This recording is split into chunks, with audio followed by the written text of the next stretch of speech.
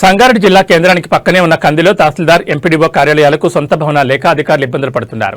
2016లో కంది మండలం ఏర్పడినప్పటి నుంచి కందిలో తహసీల్దార్ కార్యాలయం, గ్రామ పంచాయతీలో ఎంపీడీఓ కార్యాలయం పాత జడ్పీ స్కూల్లో నిర్వహిస్తున్నారు.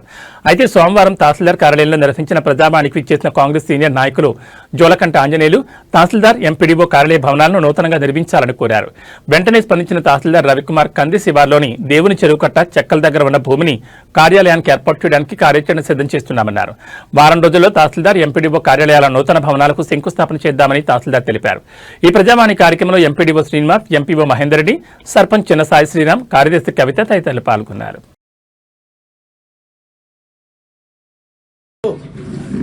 కంది గ్రామ పంచాయతీలో కంది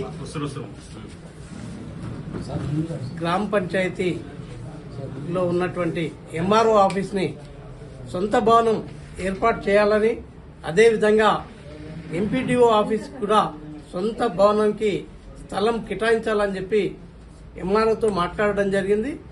ఇదే సందర్భంగా వారం రోజులలో వాటికి కొత్త స్థలాలు ఏవైతే నిర్ణయించడం జరుగుతుందో ఆ స్థలాల ఇనాగ్రేషన్కి కూడా ప్రారంభానికి